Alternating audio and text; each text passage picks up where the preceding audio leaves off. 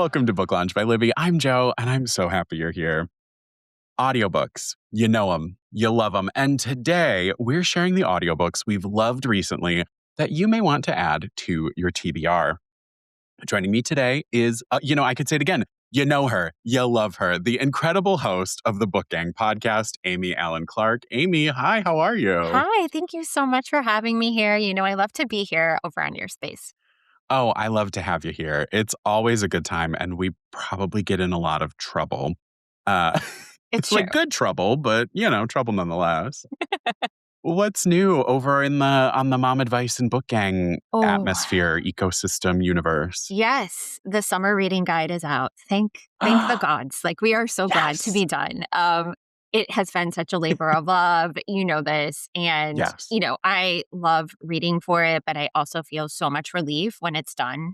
I think this year has been incredibly tough to gather titles, mainly because the books that got the big budgets, the big buzzy books, have not been great. And that has been Mm. one of those unfortunate surprises because I do read every book for the guide. We don't want to send you out on an adventure that's a very lackluster experience. Right. And so that was my biggest challenge this year. So I read from December until May to craft the guide, and we have 70 titles in this Wow. guide this year. So it is our biggest one, but I think it's also been the hardest to curate, even though I have more titles than usual. So we did a lot of backlist and a lot of under the radar stuff that didn't get enough attention this year and filled it out a lot. How many books did you go through or did you read through to get to that 70, 76? What did you say? I did 70. So I read Okay. 117 books for this one because I track how Wow. I know. Between I'm talking December and that doesn't include the ones we did a tastemaker of I right. read 20% of a book and I'm this didn't, or it goes off the rails at 75%. Even those kinds of books I don't count as fully read because I'm not going to give you those books.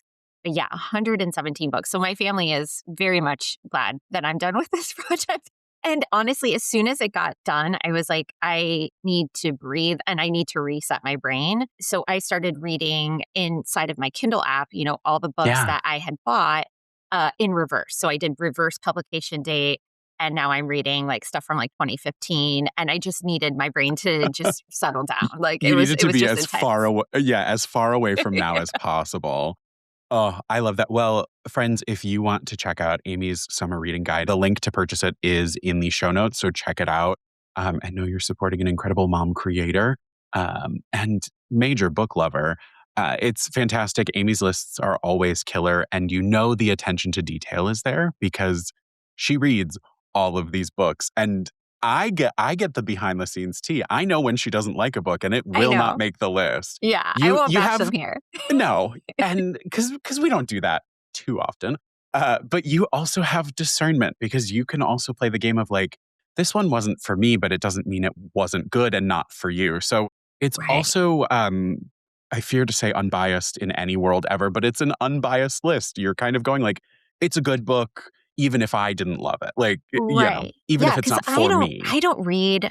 mystery and thriller, and I do not read a ton of romance. And there's a lot Yeah. of categories, but in order to create a guide that's enjoyable for everyone, you do have to read outside of your comfort zone. So I do try to tell you the mood, the pace, and who it works for. And it really stretches me. And honestly, we use it as a guide as well for our book club year. I know a specific kind of reader that will like that kind of book. Yeah. And it's not Amy's particular taste. It's just books, good books. And if you will like it or not. I admire that about you, though. The ability to read outside of your comfort zone and also to make a great book club space because it's hard to set up the perfect book club unless you are with like-minded people and going, this is our niche book club where we only really read the things we like. Once you have any amount of expansion or if it's open to a larger group, you have to be able to bounce around every genre if you want to challenge other readers, but also to keep the whole group engaged. It's so true. It's so true. And, it has helped me stretch my wings a little bit. I kind of consider it like a sampler everyone Yeah. gets a little sample of something. And I love to try out new subgenres too, things that people Yeah. haven't been introduced to or that I'm only being introduced to. So, yeah, book clubs are great for just, discovering things that were completely off the beaten path. And I like to see the summer reading guide as being that same kind of experience. Well, I love it. So if y'all are interested, it's the second week of June as you're listening to this. So vacations are nigh. If you are just looking for what to pack in your beach bag as you go, or if you're one of our librarian friends listening and you want to check out some things for your own book club, you can do that as well. But today, Amy, we get to talk about audiobooks. I'm excited about this. I am so excited. I know. So this is the end of week 9. Can you believe it? We're in our penultimate week of season 3. So next week will be our final episode of the season. We'll have a little less content for, a few months, just, like an episode a week or so. And then we'll be back to season 4 in September. So I have to remember to start telling y'all that now. Um, but we're in week 9. We're celebrating Audiobook Month because June is not only Pride Month, which we talked about last week, but this week we're looking at some incredible narrators and books that really made our hearts sing in the audio format. If you missed Monday's conversation, I had several amazing narrator guests. Ooh. And we answered your questions that you all shared with me on the Libby app Instagram page. If you missed that, make sure you're following at Libby.app on Instagram, because you never know when I'm going to say, help, I want to hear from you. But anyway, check that out if you haven't already. Amy, what do you love most about audiobooks? So I am probably one of those people that had a learning disability as a child and didn't get diagnosed. And now I can see that playing out with my reading life. So for me, and I think for a lot of readers, especially women who maybe were not diagnosed with ADHD and Yeah. are discovering those kinds of things, especially with hormonal shifts and things like that, I have found audiobooks are the best way for my brain to stay engaged. And I don't just listen to audiobooks. I have to have the paper copy in front of me. So I'm someone who is constantly in tandem with both types of formats. It's really Yeah. important for my brain because I need to see the words and hear the words. It kind of reminds me of when I was a kid and we had these little record players. I know I'm dating myself as a Gen Xer, but you would have the book and it would have the ding and you would flip the page Uh-huh. with hearing the audio format. And that something about that combination really unlocks things. Now I can kind of switch back and forth and I love as a busy mom to be able to hop in my car and pick right back up and, have these different formats working together. And that's how I am able to get through so many books, I think. What about you, Joe? Well, I'm going to first celebrate our glorious ages here, because while I didn't have records that did it, I did have cassettes. Okay. And I feel a little less bad saying cassettes because they're hot and back right now. So Yes. the kids know what they are. But I used to go to the library back in the 90s. Thank you very much. And they had this hanging rack of clear plastic bags with hooks on them that would have a book and the tape in it. And you would take that home and you'd pop it in, and the same kind of thing. It would read to you, Yeah. flip, ding, flip. And they were so fun. And I love seeing them still exist today in the form of read-alongs in Libby, which so cool. If you don't know about them, it's like a sing-along, but for books. And yeah. So I think for me, what I love most about audiobooks is, I'm just going to get really real. Like you, Amy, I discovered in my later in life, I guess in my 30s age, discovered an ADHD diagnosis as well. And I think it was not so much necessarily how to grapple with that. It was how to clear the noise, because for me, a lot of that came with the reality of, if you can't sit down and do that, then you don't get to have books. And that was something that I started as a negative conversation with myself in college, that why would you get to read that book because you didn't even read the homework for class last night? And so that built up and built up. And I mean, I know I've talked about my love of audiobooks that started very young, way in the past, just with road trips with my mom, which that's still my favorite memory. But what they do for me now is allow me to have the joy of reading in my life and strengthen the resolve to tell that voice, like, hey, I'm allowed to do whatever I want. So, yeah, I think that the real answer for me is just the like, if I'm having a bad day and I still want my book, I can do the dishes and balance the need to feel productive with the want to be entertained. So, yeah. Yeah, I get that because I think too, speaking to that, I mean, I'm nearing 50, but I really struggled in school and I struggled in college and I dropped out and was not introduced to a lot of, the more highbrow Mm. literature. Like I was not Hmm. introduced fully to the classics. I was often given excerpts as a kid in my class Sure. because I wasn't taking any advanced courses. And that really kind of created a mental hurdle for me. And where Absolutely. audiobooks come in clutch, I think, for someone like me is that I can try anything. The world is my oyster. Yes. Whereas before, I would have thought, oh, there's no way I could read something like Jane Hmm. Eyre. Like that book isn't for me. It's for someone who's learned and, way more interesting and Yeah. has an MFA or whatever that looks like. And it's so funny to me now that that was so intimidating, but I actually really highly benefit from the audiobook experience. And I am a leader who's now leading someone in Jane Eyre. And it's not because I am, the smartest person to lead, but simply because it's Yeah. accessible to me and I want it to be accessible to other people. And audiobooks are the ticket to do that.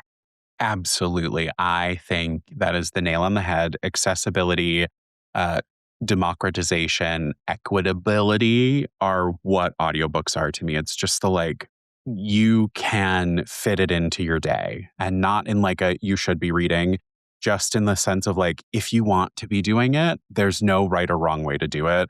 And this may be the tool for you. I mean, my sister has my niece and nephew are very, very little.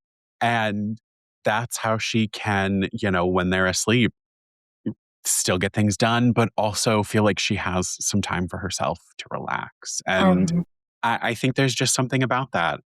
And as well, to your point of like, if they're going to make us feel bad for not reading the classics, then fine, put it on in the background and see what they're all about. And then ask that same person who made you feel bad about the classics and go, did you actually read it? Do you know what this book is about? yeah, right. And also, like, it can just be pure popcorn. It doesn't have to be Right. something like Right. entirely Y'all think life you think changing. I'm listening to Jane Austen? No. I know. So I think that, for me, that was like an entry point. But, it's just nice. And I think too, there's seasons in our life where maybe we feel a little bit more alone or, we're trying to sort out those kinds of seasons. I've been going through that with my kids, off to college. And Mhm. audiobooks have kept me company through hard seasons, whether it's with my health or Yeah. where I'm, nursing like a midlife crisis, whatever that is. I just want to encourage you that they can be a wonderful like salve through a really difficult season. Absolutely. Now when you look at your audiobooks, are you particular? Are you a full cast? Do you like a dual POV narration? A solo narrator? Are you going for the dramatized? Well, I love ones that play with form a little bit. So I Yeah. do enjoy a full cast narration. Mhm. I understand why that can't be an experience for every single book. But when it's utilized, it definitely sticks out in my memory. Mhm. I I tend to, really fall in love with specific narrators. I know that we've talked Yes. about her before, but Julia Whalen would be a good example of someone Love. who's well known. Bonnie Turpin. I always Mhm. look for their books. And it's funny because Julia Whalen had come to our town and I invited a whole bunch of people to go with me. And they were like, I didn't know like following audiobook narrators was a thing until I met you. I was like, oh, like it's not a thing for everybody. I don't even think about that because I have specific tastes. But, I think once you find them, it's really, really the type of book that you want to engage with. And I remember when you were on my show, Joe, and you talked about how the tagging system with Libby be really helpful for finding your audiobook narrators. Can you tell people that? Because I do think that that's like a very special thing about Libby. Absolutely. So I love that in Libby, with audiobooks, our narrators are also classified as authors. So if you scroll down on the title description on the page, you will see on the audiobook version, let's say it's by, God, why is James Patterson the only name that came to mind? If it's an audiobook written by James Patterson and performed by Saskia Marleveld, you could tap on Saskia's name and you will be taken to a search result that is all of the audiobooks that your library offers that she has narrated. Yeah, of course, you can also deep search and see all of the audiobooks that we offer to your libraries that she has narrated and hit the notify me if there's one that your collection doesn't have but you'd like added in. Oh, Amy, look at you making me give I know. I'm like, tell me give about your plugs and work. tips. Yeah. Tell me about your work. What do you do here at Libby? Great question.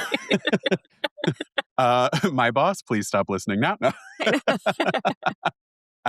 But yeah, so it's really cool to be able to search for narrators that you love. I think, as we know, I also love Daniel Henning.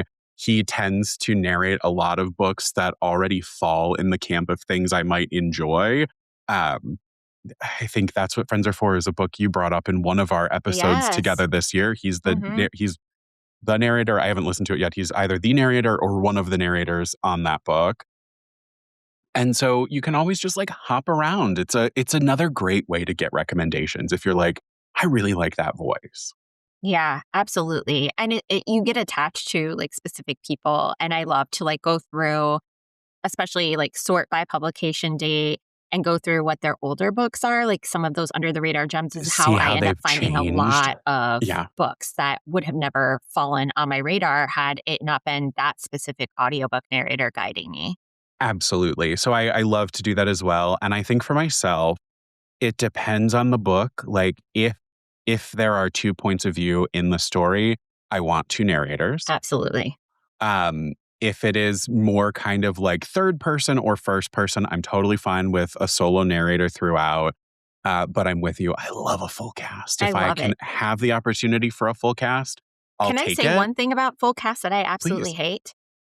They often do not list the individual narrators.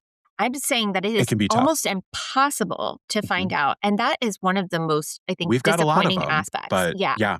Yeah. If they don't list them, it's very Mhm. hard to figure out how many voices are Right. on a production or who is on that production. Cause sometimes it will Yes. just say full cast. And if you go on like the shopping, I'm not going to say the name, Right. but like If if you're you were on just a shopping shopping somewhere, if platform you were on some digitally, rando shopping platform uh-huh, and you with click the cardboard full boxes, cast, yeah, they would not tell you. It just they'll goes tell to this you very weird nothing. general page that has absolutely no information. And so sometimes I have to really, really hunt for our show to get information. And the publishing houses sometimes don't even have it. That's why, Ed, which you kindly said while we were not yet recording, you do a lot of your searching and researching in Libby, I do. because with full cast, we do have everyone. Well, I should say the information that goes into Libby is provided to us from the entities that be. So if that was provided, it's there. But yeah, I mean, we're always looking for as much like good, rich info as possible. Yeah, I can tell in the curation. And that's why I use it. I'm not even paid to say I'm a that. big fan, you guys. Like legit. Well, I guess we should probably dive in. You Sure. think? I'm cheating a little bit. You Okay. know, I love to set rules and Oh, then not break them? follow them. Yeah. Okay. Is this going to be like our historical fiction episode? No, Okay. no, Okay. different, Okay. different. All right. Where instead I cram like 8 books in one bullet rather than Oh, yes, okay. I'm breaking the rules that way today. I Not see. Okay. yeah, not fake 90s. So I started to look through, maybe who some of our guests were on Monday, some of the voices I love, and then some other like things you expect to see. And I tried to break it up together. And when I think of how hot romance is, the narrator that comes to mind, of course, is Teddy Hamilton. He has done countless books like Swift and Saddled by Lila Sage. But if romance isn't your speed, you could try out the cozy Dream Harbor series. The Daisy Chain Flower Shop by Laurie Gilmore just recently released. Or if you like horror, you could listen to Teddy's alter ego, Andrew Eden, read Headlights by CJ Lead. And that's the one, because who would I be if not sharing horror with y'all? You likely know CJ's work from Mavefly. It's one that was on my TBR forever. But every instinct tells him to run. Every memory tells him he can't. Special Agent Daniel Stansfield is ready for a change. Burnt out and defeated by the job, it's his last day with the FBI. But before he can turn in his badge, he's summoned back to Denver, the city he ran from 4 years ago, with a chilling message. It's happening again. Seemingly innocent people are waking up on the side of the highway with no memory of how they got there, wearing the skin of victims they've allegedly never met. And they each share one haunting detail. A strand of the stranger's hair is tied around their tongue.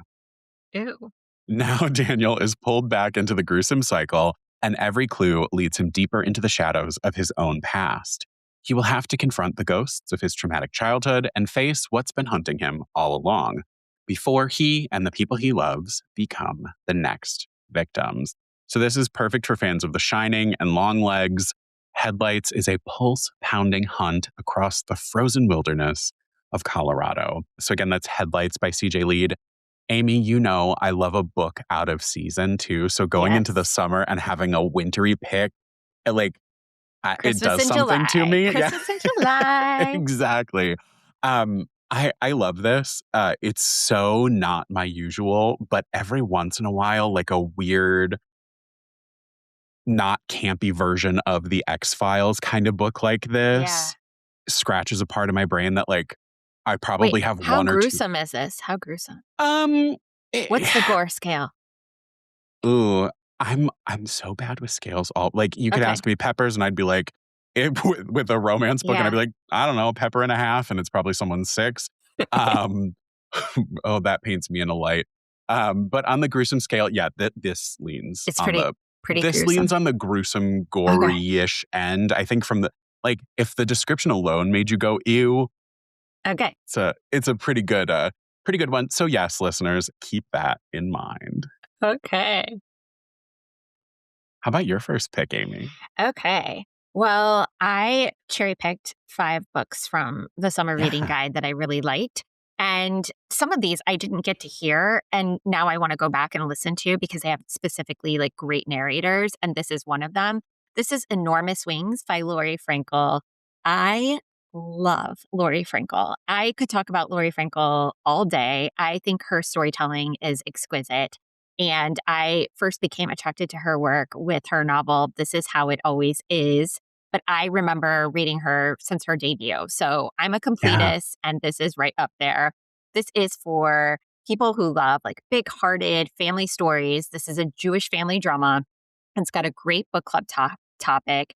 I will say it does lean pretty heavy on your body, your choice. So if that is bothersome to you, this may not be a perfect fit. But I would stress that this is way less just a book about abortions, but about body autonomy, and it's kind of, I don't know, in all of its ways, whether you're in your elder years, when you're making decisions for your parents, when you're making decisions as, the older child, all of these different ways that body autonomy comes into play. So this is a story about Pepper Mills. She's a breast cancer survivor, and she finds her world upended after a fender bender lands her in the Vista View retirement community right alongside her ex-husband.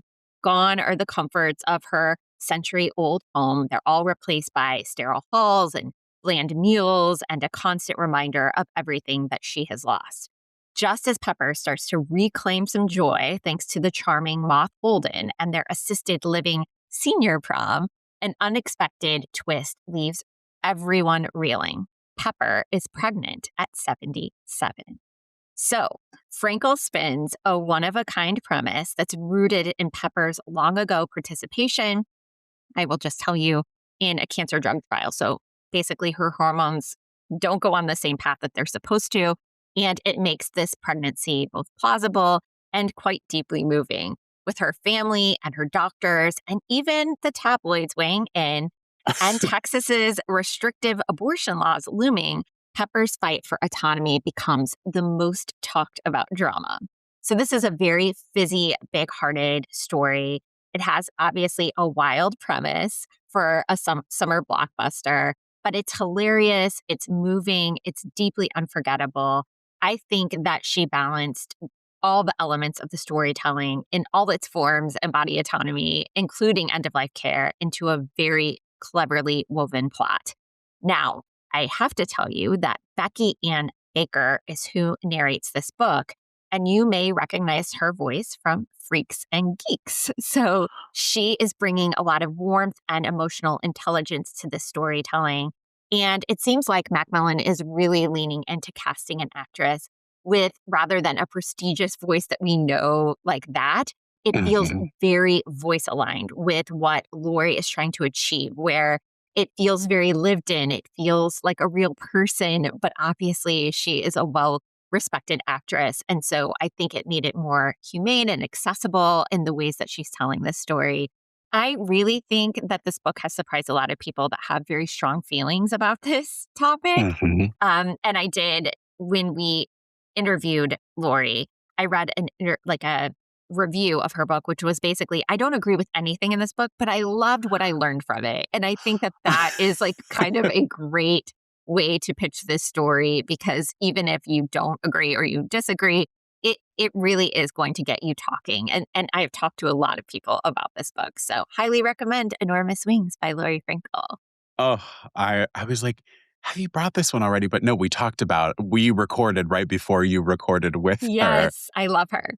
You know, I'm a sucker for a celeb narration, and I will, give you the sneak peek now that I do have a whole host of options in just a little bit for that. But next, I wanted to look at, as I mentioned already, Saskia Marleveld, who has hundreds of books out there, like 700 plus, I think. Um, yeah, you might enjoy the audiobook from our season 2 guest, Jen McKinley, Witches of Dubious Origin, or Liz Moore's God of the Woods, very well lauded, or season 1 guest, Clémence Michelon, Our Last Resort. But then, of course, there is the recently released A Fortune of Sand from Ruta Septis. So this book got me for the cover alone. As y'all know, I am doomed to a good cover, and it's very like 20s. Oh, what is that style when it's like, oh, I'll remember it in the middle of reading the description and go, oh, that's it. Art Nouveau. See, we There you almost got go. there. It's that like Art Nouveau lines and shapes, and it's blue and silver. It's just very pretty. This one came out May 26th. So as we're recording this, I did get to listen to it early. Sorry, y'all. But the daughter of a powerful tycoon escapes to a glamorous artist's retreat where dark secrets and dangerous temptations await. So it's a Prohibition era novel from the #1 New York Times bestselling author of Salt to the Sea. We're in Detroit, 1927, a city of smoke and ambition where glittering wealth conceals a graveyard of secrets. Marjorie Lennox is the youngest daughter of a powerful Detroit dynasty, a family rich in money and poor in charm. Creative, reckless, and never quite what they wanted, Marjorie has spent her life overlooked by her controlling father and self absorbed siblings. But when she secretly applies to an elite arts program backed by a mysterious patron, she grabs the chance to finally step out of her family's shadow. The building is grand, the talent is extraordinary, and something is deeply wrong. The program is strict in many ways that feel sinister. Doors lock at strange hours, rumors spread about women going missing, and the handsome benefactor behind it all is as magnetic as he is unsettling. As Marjorie gets pulled deeper into his world, she must fight to discover the truth before she loses herself completely. Set in the fading splendor of 1920s Detroit and inspired by real long-buried events, A Fortune of Sand is a glittering Gothic page-turner about power, control, and the price women pay when they demand to be seen. Um, Ooh, yeah, I figured you'd be proud of me for this one because I it is am. historical fiction, Yes. Checks a but lot of boxes. historical fiction my way, making it a thriller. Yes. Have you read this author before? I have not, but I would now. Like after having read this, I was like, I can get into that. I also really like Saskia's narrations. I think all of them are just like very clean and neat. And I think she always brings the energy that the situation demands of it. Yeah. And I am such a sucker for Michigan stories. Like if it's set in Michigan, Same. I am absolutely going to read it. So just know that as someone from the Midwest, I always appreciate those stories. Amy, I totally forgot. I was like, as a Clevelander, I am ready. So right, we're both Yeah. like close enough. I'm like, Michigan, you got this I'm one. in. All right, Yep. I'm It here. sounds great. Well, I'm excited to read that one. You'll The ne- like it. yeah. The next one I wanted to bring is Good People by Patmina Sabit. I don't know if I brought this to the show before, but I wanted to bring it specifically because this is absolutely a book that must be done on audiobook. This debut is gripping. It's a slow burning novel that breathes new life into the immigrant family saga. Drawing from her own history as an Afghan refugee, Sabit crafts a mixed media narrative that centers the court of public opinion after a Muslim teen named Zora Sharaf goes missing, and everyone has something to say about it except her own family. So this is told through a chorus of voices. We have neighbors, we have teachers, we have attorneys, investigators, we even have a gas station attendant who went on a little bit too long, I'm going to be honest, but the story unfolds like a judgmental Greek chorus. So it exposes the complex web of assumptions and prejudices that immigrant families may face when their private struggles become public spectacle. Sabit's inventive structure brought to vivid life in a full cast audiobook. And this was the one I was talking about that I really, really struggled to find how many voices were involved.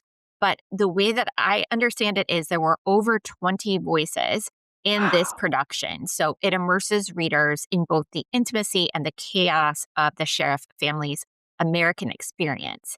As Ramit, a self-made millionaire, and his daughter Zora clash over expectations and identity and belonging, Sabit delivers a very provocative, empathetic, and deeply human portrait of what it means to be caught between cultures and in the glare of relentless scrutiny. So if you are really into experimental fiction and interested in trying something different, I think this is a really interesting one.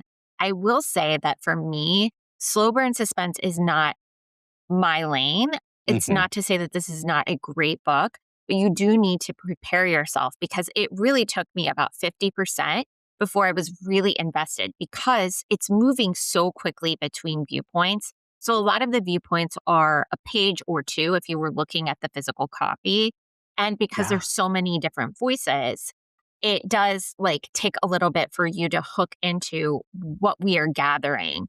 And Mhm. sometimes we're getting perspectives from multiple people on the same, incident. So you are going through all of these different aspects of it, and some of it may be clues or what the investigator's uncovering. You are going to be in for a great, you know, I think character study on how we think about immigrant families, especially refugee families. It's really important right now for us to Mhm. be examining how are we responding to these situations? How do we rise to the occasion? And especially because this character in particular with the father is a self-made millionaire, he is coming into his own.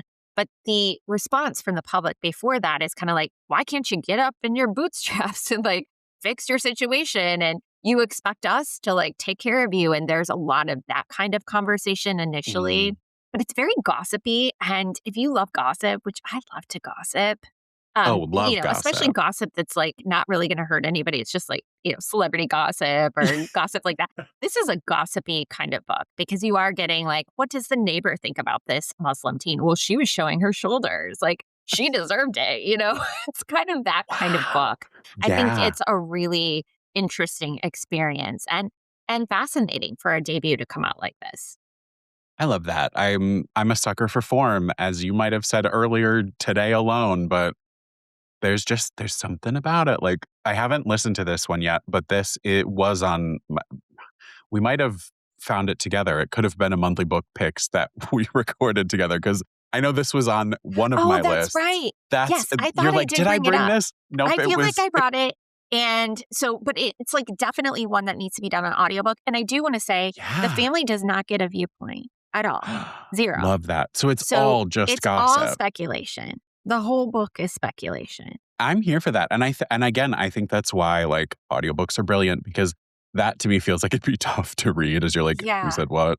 So Yes, some absolutely. sometimes you need to have a treat. If you are like a typical reader with your eyes, well, bless, how did you make it this far into the audiobook episode? But Yeah, if you're exactly. still listening for the recommendations, this might be one that you try to give yourself a break from just like eye reading. Mm-hmm. Well, next I wanted to talk about Michael Crouch, who also has so many good books as a narrator, especially multi-narrator books. I get to shout out so many that I've loved and probably over-mentioned over the years, like The Taking of Jake Livingston by Ryan Douglas, with which Michael voices with Kevin R. Free. Bathhouse, which I know I've mentioned, by PJ Vernon with Daniel Henning, a witty and suspenseful domestic thriller set in the world of home renovation TV, told in dual point of view from husband and wife. The Perfect Home by Daniel Kennitz with Amanda Stribling. Then, of course, books I know my friends love, Don't Let the Forest In by CJ Drews, and The Good Vampire's Guide to Blood and Boyfriends by Jamie D'Amato. And that is what I'm going to tell you all about now, because the tagline is sometimes love bites. I don't know. Every once in a while, I need a ridiculous, like queer YA, just like romance.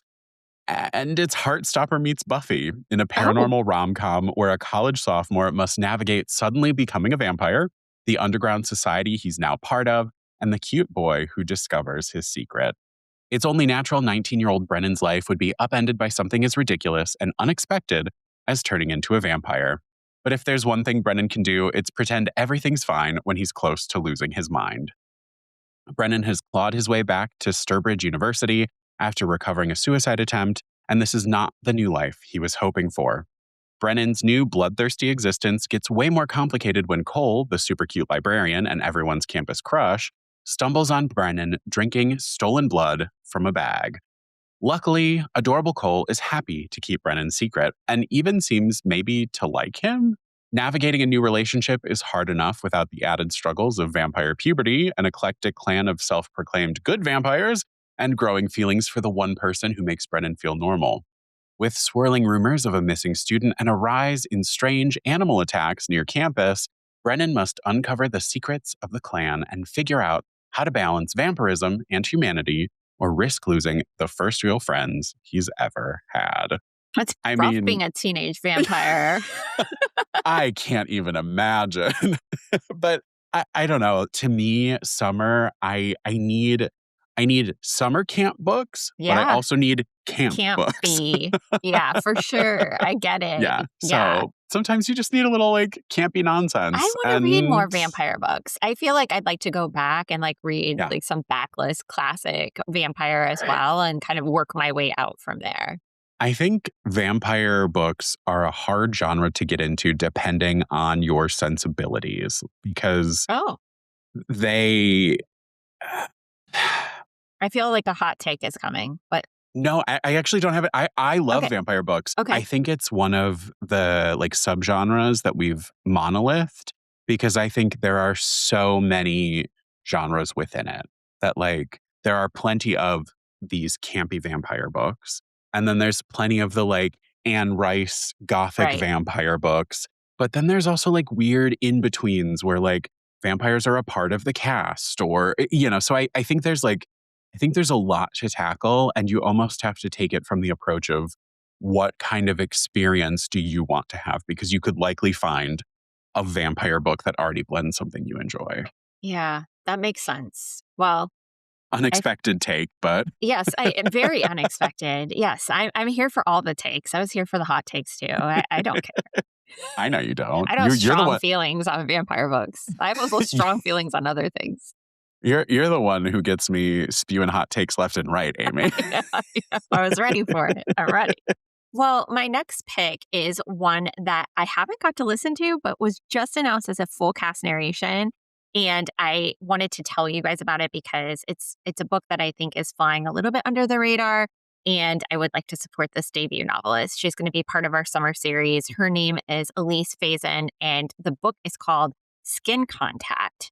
So this is a very mesmerizing debut. It's a bold, emotionally nuanced exploration of an open marriage and the ripple effect that it sends through a relationship in its orbit.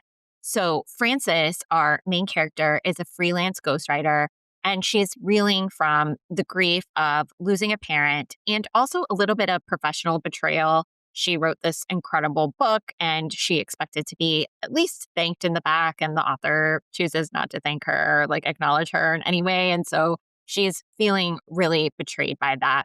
And it's through this like kind of emotional journey when she approaches her husband, a professor, and decides that wouldn't it be fun to open their marriage up, and hoping to kind of reignite a spark that had been dimmed during the pandemic through their isolation and losses that she's been feeling. So as Frances leaps into a new connection with someone else and Ben studies the idea with academic rigor, their experiment in non-monogamy seems to work until Ben finds a deep and unexpected bond at work, just as Frances is contemplating motherhood. So the novel is really fascinating. And the reason why I want to pitch it is because I didn't have any opinions on open marriage. It wouldn't be for me, but I was expecting maybe something a little, I don't know, salacious or a little scandalous with this plot line. And it is not like that at all. And that's why I want to pitch it.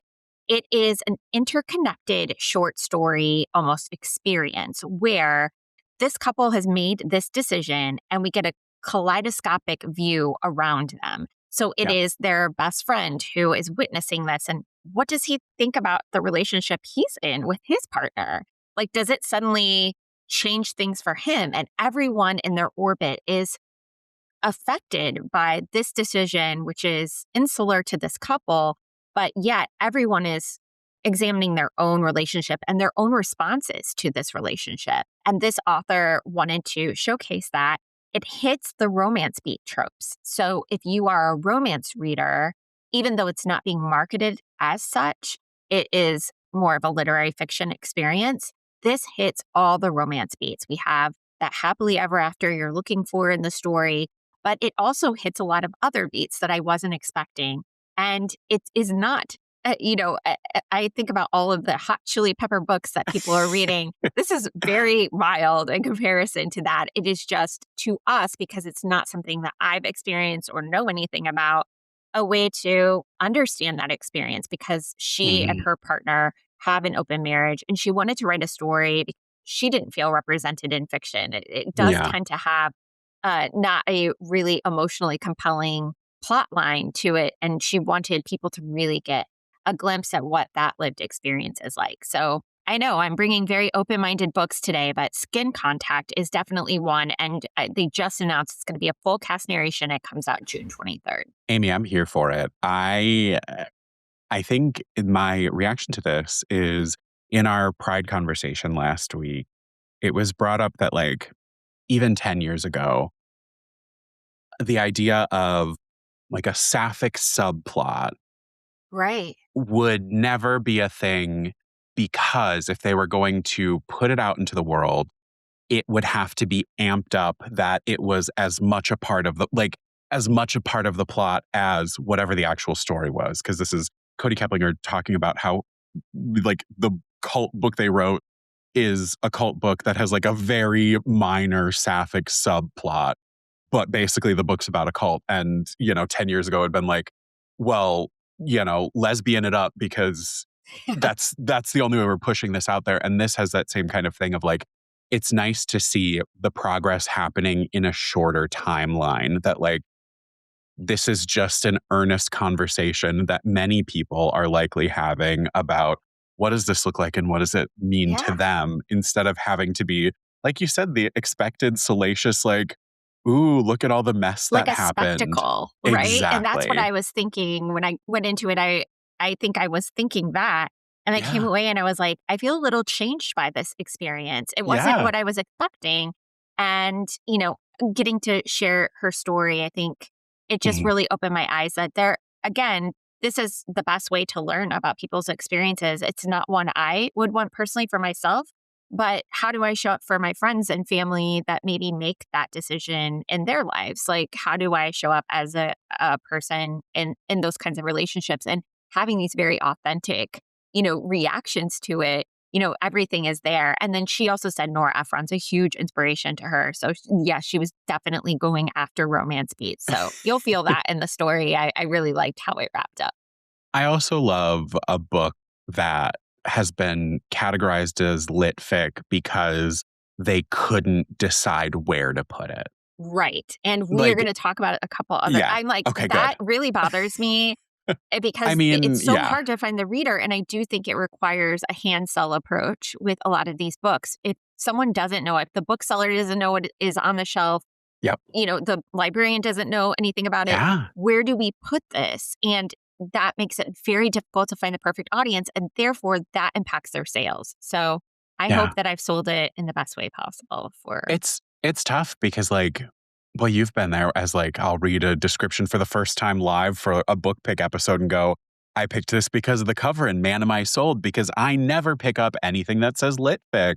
Because yeah, sure, I have that Yeah. literature degree, but I'm not trying to read lit. It's not for me. If it's Yeah. for you, I love that it's for you. And I will always try to bring some standard literature fiction to the podcast here and there to be like, hey, here's a treat for those of you who put up with my other nonsense. You can give me all the lit fic. Just give it to me. Inject it in my vein. That's the only thing I want to read. That's why everything else is such a stretch for me. Which is great. That's why I have you here, Amy, because for me, I'm usually like, lit fic. But for ones like these, that's where I go, I think you would see, like this. the way that people judge a lot of the genre reading I like to do, I'm doing right back on that. So Yeah. I'm just as guilty. It's true. It's true. So that's why I'm like, okay, I'm reading this description, hearing you tell me, I'm like, yeah, I'm very much sold. Yeah, Uh, this is a Joe book. Oh, without a doubt. So I love anything that Travis Baldree writes, and his narrations are also incredible. Like I've talked about, I loved the Legends and Latte series. I got so into cozy fantasy because of that, which I was excited about. Gateway Just because drug. it's a gateway drug. Because fantasy isn't my full cup of tea, but cozy fantasy, I'm that sad. book. I loved it. He was also one of the voices for Operation Bounce House by Matt Dinneman, and that book was just so good. This is my quick shout out list of narrators. Shouts out to the amazing January Lavoie. Brie and I went off on The Diviners by Libby Bray because we both loved that series, and January is incredible always, but January in The Diviners, give it to me now. She brought that to life, just like Believing by Anita Hill. Incredible, just an incredible look. Wonderful book. Check it out if you need a nonfiction read right now. But boy, did I enjoy this atypical final girl that she narrated in the Autumn Springs Retirement Home Massacre by Philip Fracassi. I know. This is... I've never heard anything about this. Yeah, so the Autumn Springs Retirement Home Massacre, it's very much a Joe book. It's brimming with dark humor, violence, and mystery. It is a blood-soaked slasher, sure to keep listeners guessing until the very end, and of course, is read by January Lavoie, 7-time Audie winner, Grammy nominee, and audiophile Golden Voice. Rose Dubois is not your average final girl. Rose is in her late 70s, living out her golden years at the Autumn Springs Retirement Home. When one of her friends dies alone in her apartment, Rose isn't too concerned. Accidents happen, especially at this age. Then another resident drops dead, and another. With bodies stacking up, Rose can't help but wonder, are these accidents, old age, or something far more sinister? Together with her best friend, Miller, Rose begins to investigate. The further she digs, the more convinced she becomes.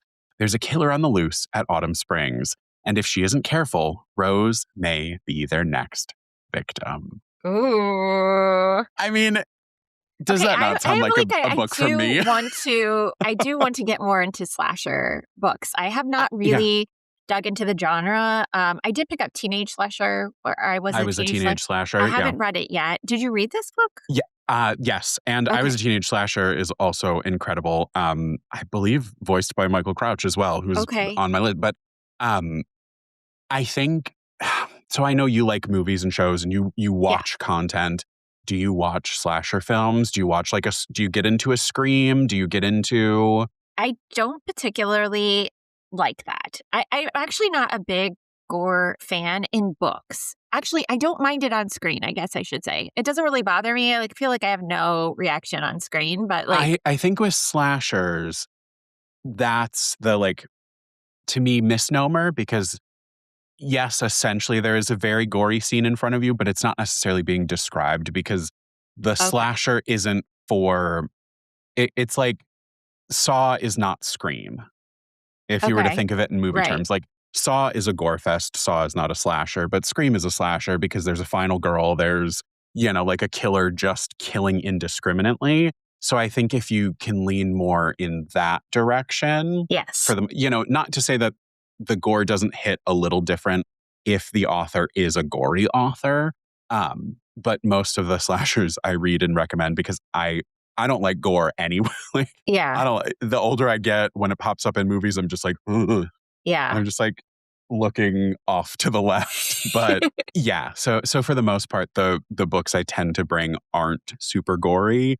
Other than that first one, and every once in a while, one will sneak in where I'm just like, oh, I like Yeah. when I read earlier this year, it was a cannibal book too, and there was a moment where I was like, and we're just gonna skip ahead 30 seconds, but yeah. Yeah. Yeah, so I would encourage you to try Okay. a slasher, especially like this one where it's just, you know, because I think slashers are also inherently or very often pretty camp. So, Okay. yeah, All right. Well, I have one that I feel like is a Joe book, and I'm actually really please. excited. Oh, I can't wait. Okay. Have you heard of invasive species? Like the concept or No, the book. no. Okay, yay. Okay, all right.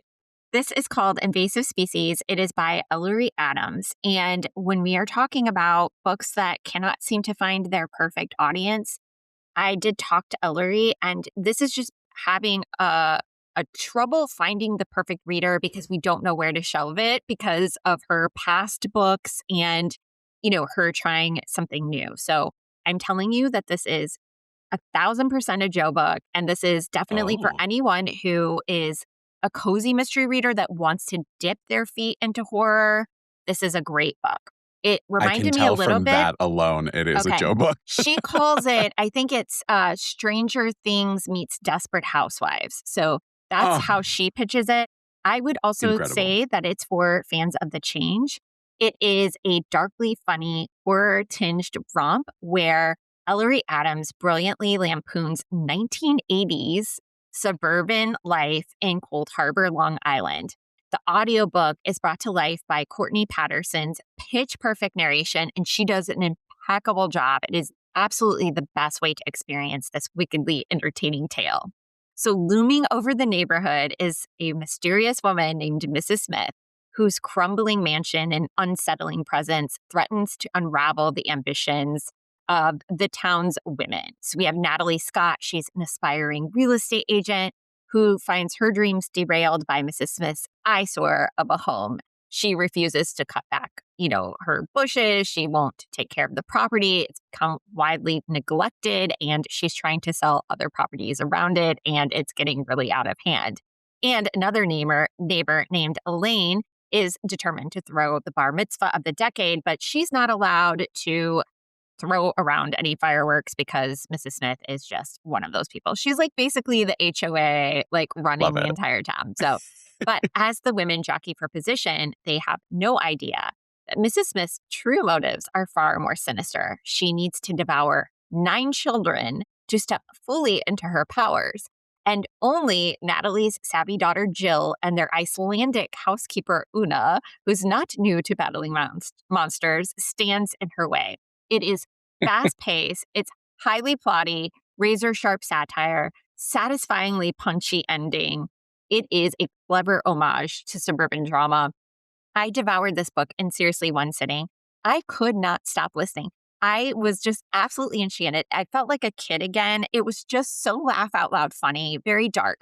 Now, Ellery is not new to books and writing. Some of you that are cozy mystery readers may have read her books. She's written like 40 of them. was going to And say, I so, yeah, recognized her name. she has like tons of these book series and they all are around bookish themes. And I did read like a profile with her with, I think it was Monster Complex, had done an interview with her where they were asking, if this was any different than the work that she had done before. And she's like, well, in every murder mystery, there's like a murder that happens in a town that's wrecked by it. And it's all these kinds of things. This is just the first time that she's used a supernatural element within her stories. And this was so good. I'm telling you, like, this was so good. And I was like, I just want more adventures in this little town and Yeah. see like other things uncover. If you were a Stranger Things fan, this is absolutely going to satisfy you. And I would say that it is absolutely fine for if you have like a family road trip with tweens or teens. This would be great for that too. Even though it's not categorically like a YA story, I don't recall anything like that was like so terrible that like I wouldn't want my kids to listen to it. I mean, my God, like think of the things they've been exposed to. So it's absolutely fine. Like you will absolutely love it. It's so good. And the narrator is amazing.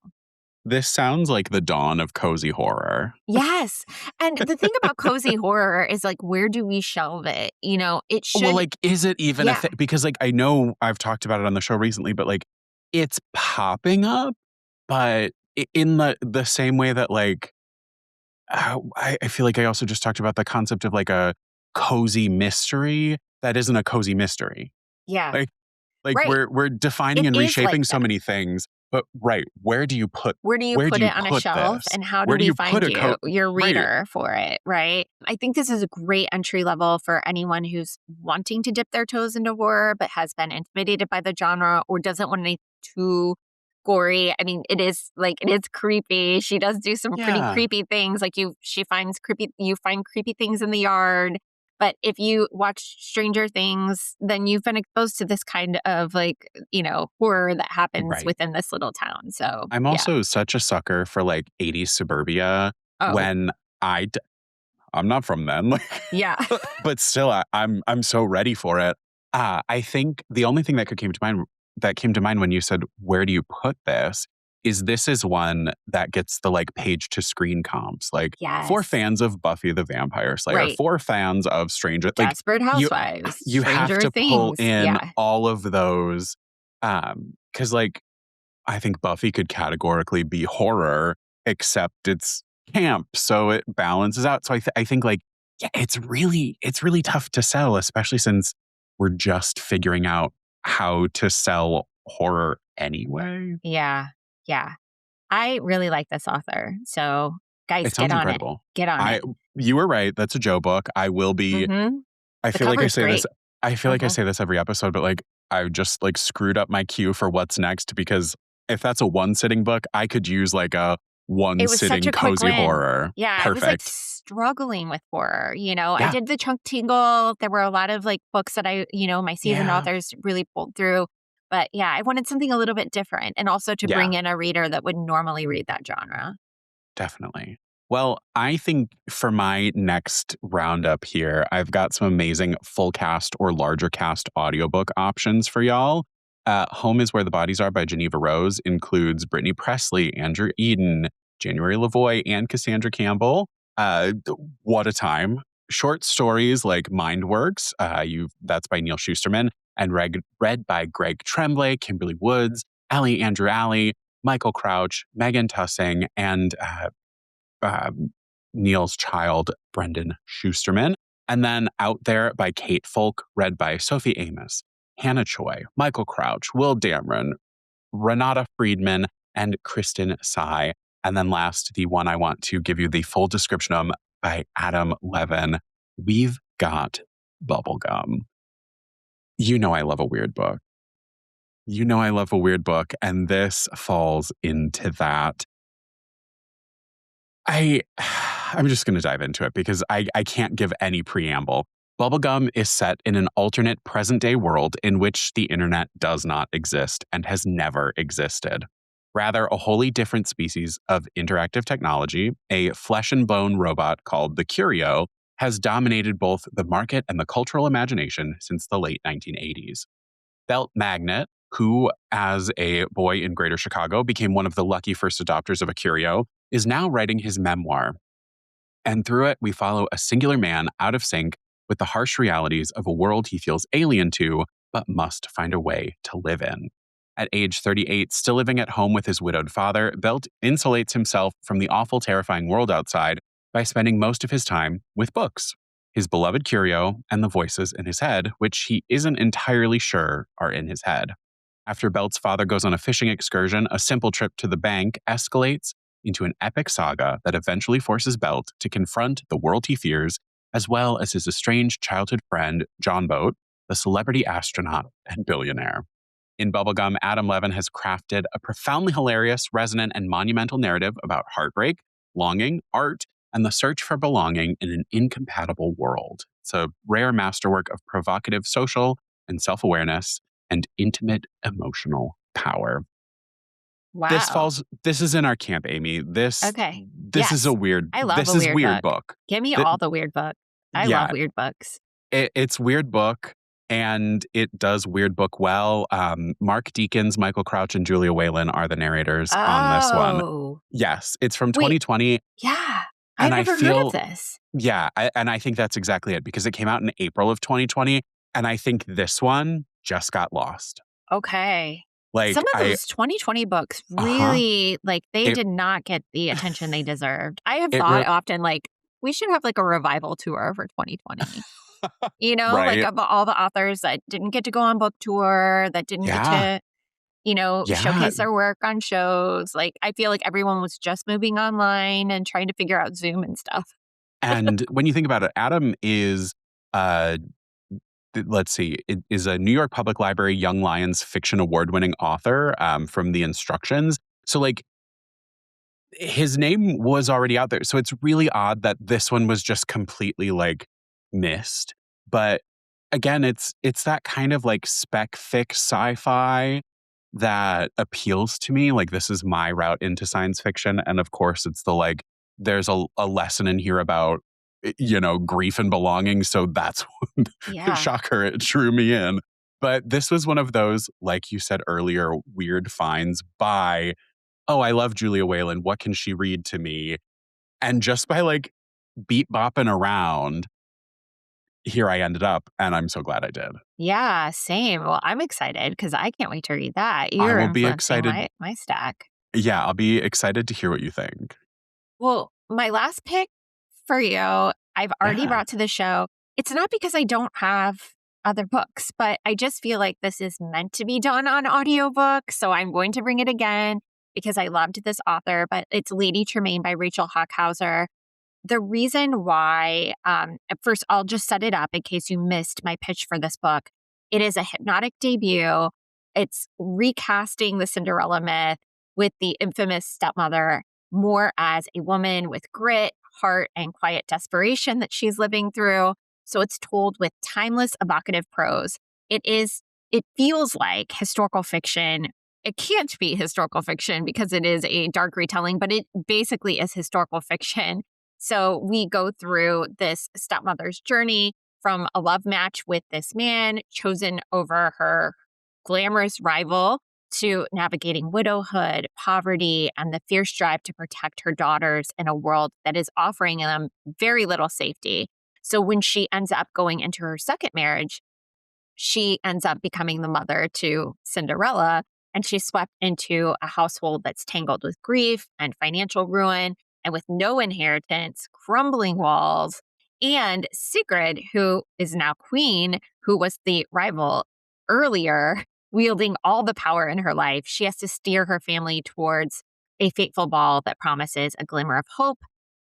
But behind palace doors, nothing is as it seems. So we have alliances that are shifting. We have a maternal devotion that's taking center stage. We have a soapy drama, but it also, I will say, leans into camp, especially in the final act. And if you like campy books, she does do that. And that, I feel like, has become a bit of a mixed bag for some people. So if you Yeah. don't love camp, that element is often their least favorite part, but I love camp. So I actually enjoyed this thoroughly start to finish. The reason why I'm bringing it for this show, though, and why I feel like it's worth a repeat is that the voice for this one is narrated by actress Bessie Carter, and she is best known to many listeners as Prudence Featherington on Bridgerton. So that is who is narrating this, and it's hard to imagine a more perfect narration. So for anyone who is a Bridgerton fan, you are going to feel like you get to be transported in time through a fairy tale. And I absolutely think this is a stellar pick for anyone who would like an entry level into audiobooks. It's got everything in it. It's got a little bit of a romance. And there is one nice guy, at least in this. So for me, I don't Whoa. really like it when it's like all men are evil, or I just feel like there's so much more to the story than that.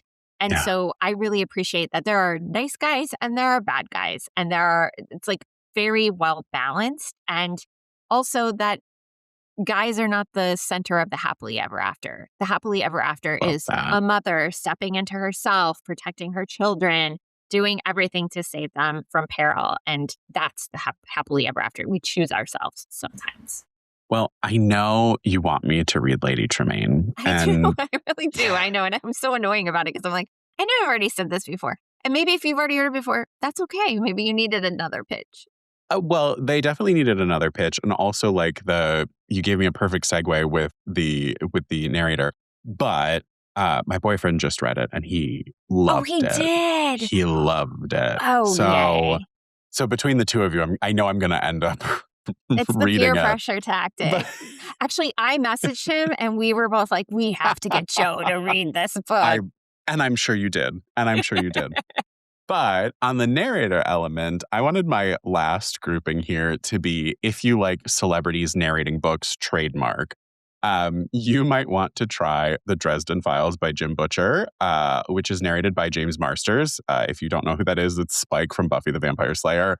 And if you haven't heard me recently, yes, my boyfriend and I are currently watching all of Buffy. For me, the very first time. We are, as of recording this, at the beginning of season 6. So, yes, that's exciting. It's my first time watching Buffy. I've never seen it, so it's a great. You like camp? You should watch it, Amy. You would love it. Okay. I'm adoring it. It's so good. But it's also just like, not only is it weird to have like James Marsters in your ear, but it's that kind of like, this is me playing around in not my usual genres as a taste, but it's been really enjoyable. I'm in the midst of book 1 right now, and I was just like, well, I want to shout it out, but also, who knows? I may end up going through all of the Dresden Files.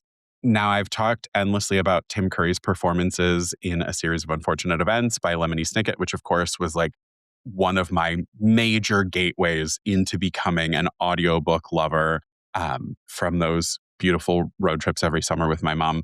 But hearing him in his own memoir this past fall in Vagabond, where he shares his life specifically post-stroke and narrates it, was just incredible. Then, of course, Captain Janeway herself, Kate Mulgrew, narrates many books, if you did not know, but she also narrates most of Joe Hill's books, like Nosferatu, which I know I've shouted out in the past. If you want a cult classic, Mia Farrow, who played Rosemary herself, reads Rosemary's Baby by Ira Levin. And then I recently was struggling where to place this one in like the full cast list. But Meryl Streep had a full cast come together to bring Charlotte's Web to new life. So not only is Meryl Streep the main narrator, we also have January Lavoie, Robin Miles, Bonnie Turpin, Julia Whalen, and many others. Those were just some of the powerhouse narrator names on that list. Then, of course, there's the Curse Workers series by Holly Black, read by Jesse Eisenberg.